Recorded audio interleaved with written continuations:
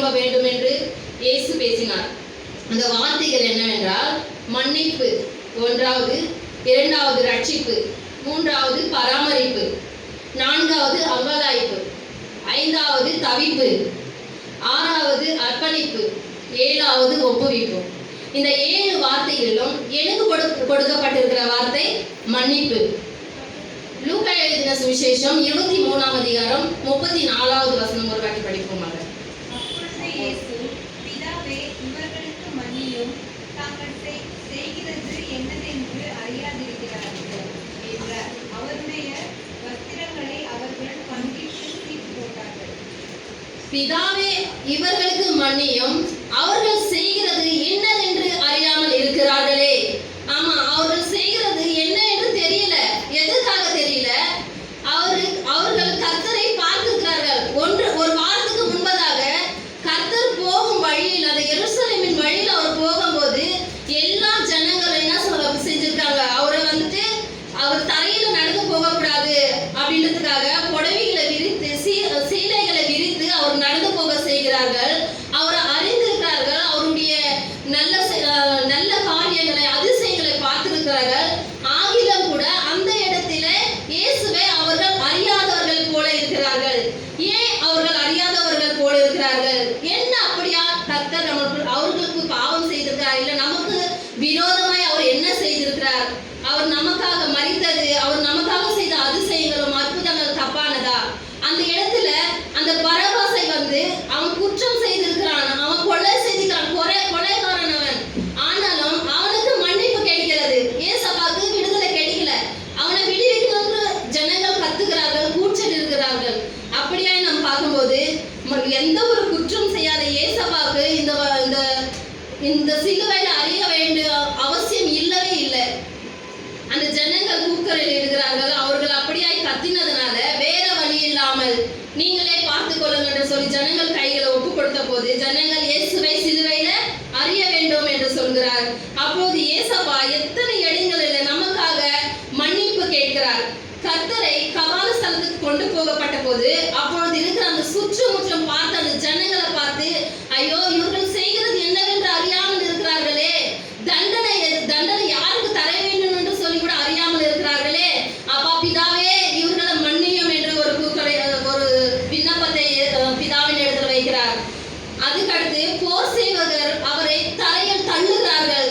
சிலுவையில் அறைந்த போது பிதாவே இவர்களை தரையில் தள்ளும் போது அந்த வெயிட், அவர் சுமக்க முடியாத வெயிட், எவ்வளோ வெயிட், 50 கிலோ இல்ல 150 கிலோ கூட இருக்கலாம் அந்த சிலுவையின் வெயிட்.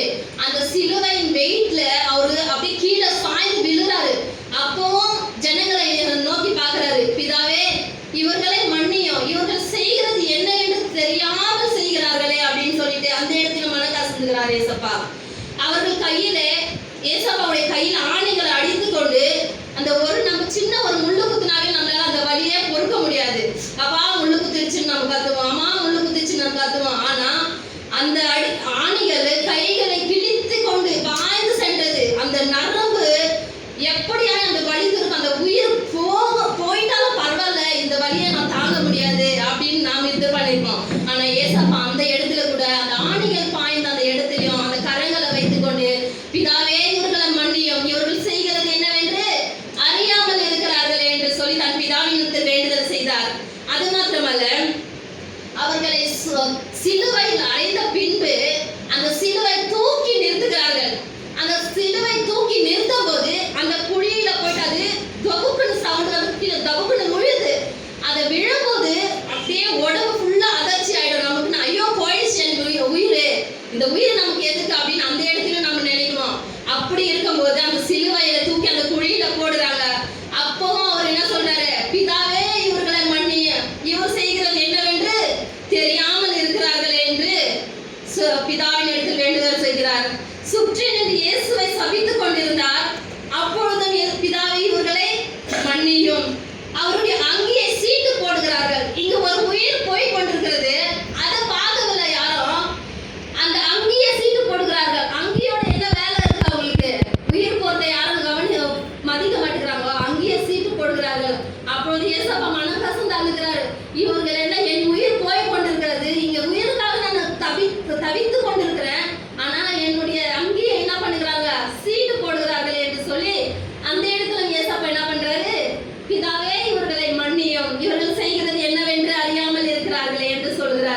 அது மாத்திரமல்ல, கர்த்தர் நமக்காக தன் பிதாவின் இடத்தில் பரிந்து பேசுகிறார். எப்படியா? நாம் செய்கிற குற்றங்களுக்காக, நம்ம செய்கிற மீறுதல்களுக்காக, நாம செய்கிற அக்கிரமங்களுக்காக, இந்த உலகத்துல நாம செய்கிற ஒவ்வொரு அசிங்கமான காரியங்களுக்காக பிதா ஏசப்பா தன் பிதாவின் இடத்தில் அவர் பரிந்து பேசுகிறார். அது எப்படி என்றால், பிதாவே, இவர்கள் பாவங்கள் இவர்களுக்கு புறம்பே தள்ளி இவர்களை ஏற்றுக்கொள்ளும். ஏசப்பா பாருங்க எவ்வளவு நல்லவரா இருக்கிறாரு. நம்ம செய்கிற குற்றங்கள், நாம செய்கிற காரியங்கள் அவர் அவர் பிதாவின் இடத்தில் நமக்காக கெஞ்சி மன்றாடுகிறாரு. இவர்களை ஏற்றுக்கொள்ளும், நாம ஏற்றுக்கொள்ள வேண்டும் என்று சொல்லி பிதாவின் இடத்துல பரிந்து பேசுகிறார். அதுக்கடுத்து, பிதாவே, இவர்கள் குற்றங்களை நீர் பொறுத்துக் கொள்ளும். நாம செய்கிற பாவத்தை நாம் செஞ்சுட்டே இருக்கோமோ, நாம செய்கிற அக்கிரமத்தை நாம் செஞ்சுட்டே இருக்கோம். ஆனாலும் பொறுத்து கொள்ள வேண்டியது யாரா? பிதா ஏசப்பாவும் பிதாவும் பொறுத்து கொள்ள வேண்டுமா? பிதா பொறுத்து கொள்ள வேண்டும் என்று சொல்லி இயேசு பிதாவின் இடத்தில் பரிந்து பேசுகிறார். பிதாவே, இவர்கள் செய்கிற குற்றங்களை இவர்களுக்கு பொறுத்து கொள்ளும். அதுக்கடுத்து, பிதாவே, இவர்கள் செய்கிற பாவங்களை அப்பாலே எரிந்துவிடும். நாம் செய்கிற பாவங்களை ஏசப்பா தன் பிதாவின் இடத்தில் கூறுகிறார். ஏசப்பா, பிதாவே, என் பிள்ளைகள் செய்கிற பாவங்களை அவர்களை விட்டு எரிந்து விடும், அவர்களை மன்னிச்சிடு அப்படின்னு சொல்லிட்டு பிதாவின் இடத்தில் பரிந்து பேசுகிறார். பிதாவே, இவர்களுடைய கடன்களை இவர்களுக்கு மன்னியும். நாம் செய்கிற கடன்கள், நாம் எதற்கோ செலவு பண்ணியிருப்போம், ஹோட்டலுக்கு போறதுக்கு செலவு பண்ணியிருப்போம், டீ குடிக்க செலவு பண்ணியிருப்போம், பக்கத்துல எல்லாத்தையுமே இந்த சீட்டு போகணும் அந்த சீட்டு போகணும்னு நம்ம கடன் பட்டுட்டு இருப்போம். ஆனா ஏசப்பா பிதாவின் இடத்தில் பரிந்து பேசுகிறார். பிதாவே, இவர்களுடைய கடன்களை இவர்களுக்கு நீர் மன்னியும் அப்படின்னு சொல்லிட்டு ஏசப்பா பிதாவின் இடத்தில் கேட்கிறார். பிதாவே, இவர்கள் வழக்கை தள்ளுபடி செய்யும். வழக்கு அப்படின்னா ஆர்குமெண்ட். நாம் யாரிடத்துலாச்சும் நம்ம சண்டை போடணும்னா பயங்கரமா பேசிடுவோம். கோவம் வந்துச்சுன்னு சொல்லி நம்ம இஷ்டத்துப்படி நம்ம பேசிடுவோம். ஆனாலும் அதுக்கும் ஏசப்பா என்ன பண்ணிக்கிறாரு? பிதாவின் இடத்துல இவர்களின் வழக்கை தள்ளுபடி செய்யும் அப்படின்னு சொல்லிட்டு ஏசப்பா கேட்டிருக்கிறாரு. பிதாவின் இடத்துல எவ்வளவு நமக்காக ஒரு பரிந்து பேசுகிறாரு.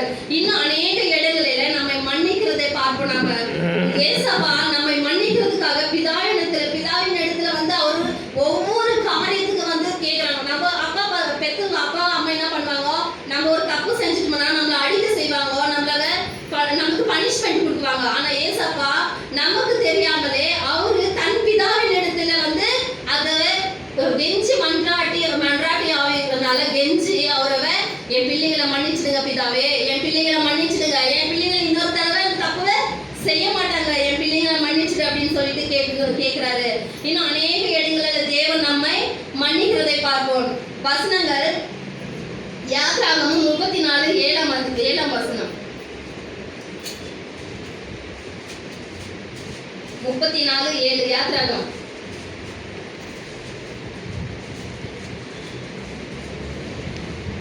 ஆயிரம் தலைமுறைக்கு தேவன் இரக்கத்தை காக்கிறவரும் அக்கிரமத்தையும் பாவத்தையும் மீறுதலையும் மன்னிக்கிறவர்.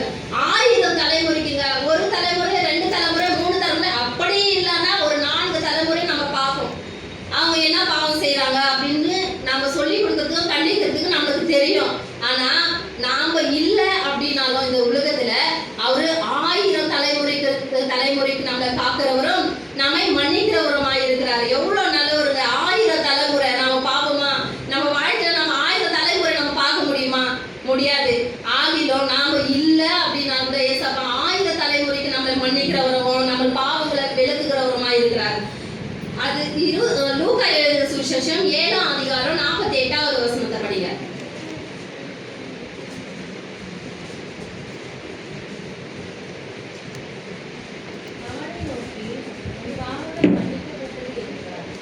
அவளை நோக்கி உன் பாவங்கள் உனக்கு மன்னிக்கப்பட்டது என்றார். அவளை நோக்கி அப்படின்னா அங்க ஒரு பெண்ணு பாவத்தை செய்து வந்திருப்பா.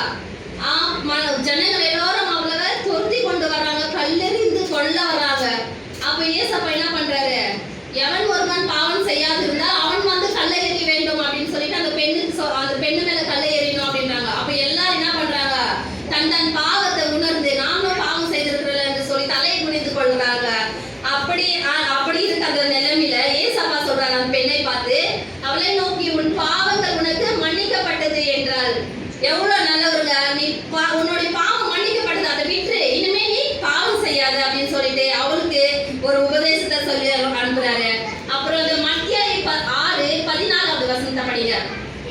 மத்தேயு 6:14.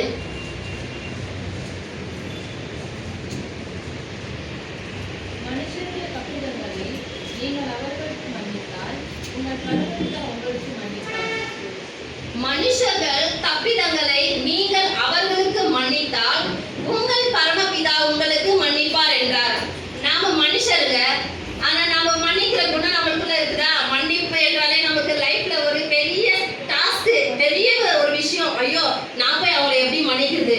என்னை எப்படி எல்லாம் பேசிட்டாங்க, அவங்க என்னை எப்படி எல்லாம் திட்டாங்க, என்னை எவ்வளவு ஓரமா பேசினாங்க, நான் அவங்கள மன்னிச்சிருந்தா அதெல்லாம் ஆகாத கதை அப்படின்னு நம்ம பேசுவோம். ஆனா ஏசப்பா அப்படி இது பண்ணலங்க. உங்கள் தப்பிதங்களை நீங்கள் அவர்களுக்கு மன்னித்தால் அவருடைய தப்பிதங்களை, நம்மளுடைய தப்பிதங்களை ஏசப்பா வந்து நம்மளுக்கு மன்னிப்பாராம். எவ்வளவு அருமையா சொல்லியிருக்காரு பாருங்க. தப்பிதங்கள், நம்மளுடைய தப்பிதங்களை, அவர் நமக்கு ஒரு அநியாயம் நடந்துச்சு, நம்ம சரி போப்பா மன்னிச்சிட்டார் அப்படின்னு நம்ம சொன்னா மட்டும்தான் ஏசப்பா வந்து நம்மளே மன்னிப்பாரு. ஓ, என் பிள்ளை மன்னிச்சாச்சு, நான் என் பிள்ளை மன்னிச்சிடறேன் அப்படின்னு சொல்லிட்டு ஏசப்பா சொல்றாரு. அப்புறம் வந்துட்டு பாவ மன்னிப்பு என்பது நமக்கு இலவசமாக கிடைத்தால், இயேசு நமக்காக தன் ஜீவனை கொடுத்து மன்னிப்பு நமக்கு கொடுத்ததுனால் மன்னிப்பு நமக்கு இலவசமாக கிடைச்சது. ஏசப்பா நம்மளுக்கு காசு கொடுத்தா நான் உன்னை மன்னிக்கிறேன், பணத்தை கொடுத்தா நான் மன்னிக்கிறேன், நீ தங்கத்தை கொடுத்தா மன்னிக்கிறேன் அப்படின்னு நமக்கு சொல்லலைங்க. நீ மனம் திரும்பி மன்னித்தால் போதும், நான் உன்னை மன்னிப்பேன் என்று சொல்லியிருக்கிறார். எவ்வளவு ஒரு அருமையான வார்த்தைங்க. அந்த வார்த்தை நினைக்கும் போதப்பா, நம்ம லைஃப்ல எவ்வளோ பாவத்தை செஞ்சிருக்கிறோம், ஆனா நமக்கு மன்னிக்கிறதுக்கே மனசு வராது. ஆனா ஏசப்பா என்ன சொல்லிக்கிறாரு? நீங்க ஒருத்தரை மன்னிச்சீங்கன்னா நான் உங்களை மன்னிக்கிறேன்னு சொல்லிட்டு இலவசமாக மன்னிப்புன்ற பாத்திரத்தை நம்மளுக்கு கொடுத்திருக்கிறாரு அப்படின்னு நினைச்சாங்க. எபேசியர் 4:32 பார்ப்போம். தேவன் உங்களுக்கு மன்னிக்கிறது போல நீங்களும் ஒருவருக்கு ஒருவர் மன்னியுங்கள். தேவன் நம்மளை மன்னிக்கிறாரு, அதுக்காக நாம ஒருவருக்கு ஒருவர் மன்னிக்கணும் அப்படின்றது கிடையாது. தேவன் நம்மளை என்ன சொல்லிக்கிறாரு? மனப்பூர்வமாக மன்னிக்கணும் அப்படின்னு சொல்லியிருக்காரு. நாம ஒருத்தரை மன்னிக்கிறோம்னா மன்னிச்சுட்டு போ, நீ நான் சின்ன விஷயமா செஞ்ச அப்படின்னு சொல்லிட்டு வந்துங்க, அது மன்னிக்கப்படாதுங்க. நாம மனப்பூர்வமா மன்னிச்சிட்டப்பா, நீ தெரியாம செஞ்சுட்ட, நான் மன்னிச்சிட்டேன் போ அப்படின்னு நம்ம மனப்பூர்வமா மன்னிச்சால் மட்டும்தான் ஏசப்பா வந்து நம்மளை மன்னிப்பார் என்று சொல்லியிருக்கிறார். மார்க் எழுதின சுவிசேஷம் 11ஆம் அதிகாரம் 25ஆம் வசனம்.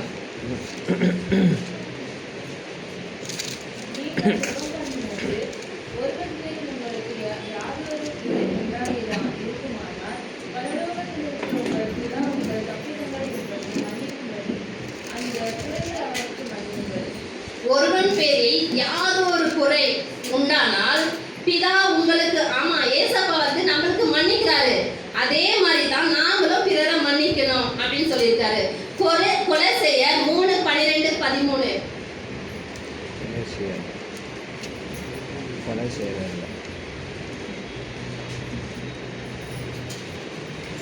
கொலோசியர் 3:12-13. ஆகையால் நீங்கள் தேவனால் தெரிந்து கொள்ளப்பட்ட பரிசுத்தரும் பிரியவுமாய் உருக்கமான இரக்கத்தையும் தயவையும் மனத்தாழ்மையையும் சாந்தத்தையும் நீடிய பொறுமையும் தரித்துக் கொண்டு ஒருவரை ஒருவர் தாங்கி ஒருவருக்கு ஒருவருக்கு குறைபாடு உண்டானால் கிறிஸ்து உங்களுக்கு மன்னித்தது போல ஒருவருக்கு ஒருவர் மன்னியுங்கள். ஆமா, அங்கேயும் மார்க்ல சொன்னபடியே சொல்லியிருக்காரு.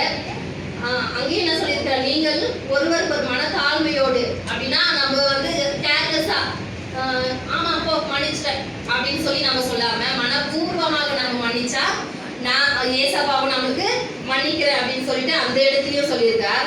மத்தேயு 18:21-22. என் சகோதரன் எனக்கு விரோதமாய் குற்றம் செய்தால் எத்தனை தரம் என்று கேட்டார். அதற்கு இயேசு 7-70 தரம் என்று உங்களுக்கு சொல்லுகிறேன். பாருங்க, ஒரு வாட்டி இல்ல, 2 வாட்டி இல்லைங்க, 7-70 தரம். 7x70 அப்படின்னா எவ்வளவு ஆகுது? அவ்வளோ தரம் வந்துட்டு நீங்க மன்னிக்கணும். அப்பா உன்னை எத்தனை வாட்டி மன்னிக்குதுப்பா, நீ மறுபடியும் இதே பாவத்தை செய்யற, இதே காதை ஓட்டுற, நீ நான் எத்தனை வாட்டி உனக்கு சொல்றது அப்படின்னு நம்ம சலிச்சுக்காம 7-70 தரம் அவனுக்கு மனம் திரும்ப வர, அவன் மனசுக்குள்ள நான் இனிமே இந்த தப்பை நான் செய்ய மாட்டேன், என்னை மன்னிச்சிடுங்க அப்படின்னு உணர்ற வரைக்கும் நம்ம வந்து அதை வந்து அவனுக்கு 7-70 தரம் நம்ம மன்னிக்க வேண்டும் என்று சொல்லி ஏசப்பா சொல்லுகிறார். மத்தேயு 5:24 பார்ப்போம்.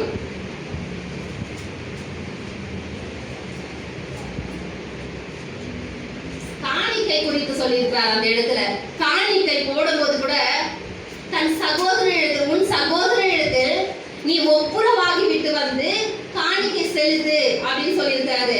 காணிக்கை கூட வந்து ஏசப்பா அங்கீகரிக்க மாட்டாராம். நமக்குள்ள ஒரு மிஸ்டேக் இருக்குது, நம்ம ஒரு கெட்டதா நம்ம செஞ்சுட்டு வந்திருக்கிறோம், அதை மன்னிக்காம நம்ம வந்திருக்கிறோம் அப்படின்னு சொன்னா அந்த காணிக்கை கூட வந்து ஏசப்பா என்ன பண்றாராம், ஏற்றுக்கொள்ள மாட்டாராம்.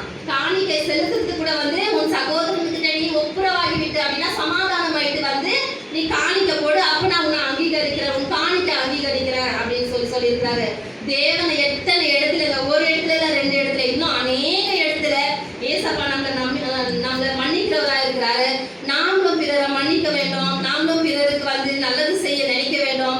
அப்போதான் ஏசப்பாவுடைய அன்பு கிருபையும் நமக்கு கிடைக்கும். மன்னிப்பு வந்து மிகப்பெரிய விஷயங்க. நம்ம வந்து வாழ்க்கையில மன்னிக்கணும் அப்படின்னாவே அப்பா நாடா இது சோதனை அப்படின்னு நினைக்கும். ஆனா ஏசப்பா அவ்வளோ காயங்களை ஏற்றுக்கொண்டோம், அவ்வளோ ஒரு வேதனை பட்டும் அந்த நிலையில கூட ஏசப்பா என்ன பண்றாரு, நமக்காக தன் பிதாவின் எடுத்து பரிந்து பேசுகிறார். இப்பேற்பட்ட காரியம் நமக்குள்ள வர வேண்டும், நாமளும் மன்னிக்கக்கூடியவர்களாய் மாற வேண்டும். ஏசப்பாவுடைய சரீரத்துல 5480 காயங்கள் இருந்தான். மிக ஆழமா இருக்கிறது வந்துட்டு 150 காயங்கள் இருந்துதான். அவ்வளோ காயங்கள் நம்ம இடத்துல இருந்தா நம்ம நாளை என்ன பண்ண முடியும், வாயை திறந்து கூட பேச முடியாது. செத்த குடத்தை போல நம்ம எடுப்போம். நாம மனம் திரும்ப வேண்டும் என்று அந்த சிலுவையில அவர் தொங்கிக் கொண்டிருந்தாலும் அவர் என்ன பண்றாரு, நம்மை மன்னிக்கிறாரு. அதே போல நாம் பிறரும் மன்னிக்க வேண்டும். அது மாத்திரமல்ல, ஸ்தேவானை பத்தி போன வாரம் கூட ஐயா சொன்னாரு. ஸ்தேவானு ஏசப்பாக்கு என்ன பண்ணாராம், ரத்த சாட்சியாக மரித்தாராம். மரித்து அந்த மரிக்கிற தருவாயில கூட அவர் என்ன பண்ணாராம், அவரை அடித்தவர்களுக்காக, அவரை புண்படுத்தினவர்களுக்காக, அவரை அசிங்கப்படுத்தினவர்களுக்காக அவர் என்ன பண்ணாராம், அந்த இடத்துல ஜெபம் பண்ணாராம். அந்த மனசு எல்லாருக்கும் வராதுங்க. அவரு எவ்வளோ ஒரு உண்மையா ஏசப்பா கூட இருந்திருந்தா அந்த உடைய மனசு வரும். அதே மாதிரி தாங்க நாமளும் மனுஷர்களை தான், நாமளுக்கு ஒரே வாழ்க்கை தான் இருக்கு. இந்த வாழ்க்கையில முடிஞ்ச அளவுக்கு நம்ம மன்னித்து எல்லாரும் சமாதானமா இருந்து சந்தோஷமா இருந்து மன்னித்து ஏசப்பா கூட மகிழ்ச்சியா இருப்போம்.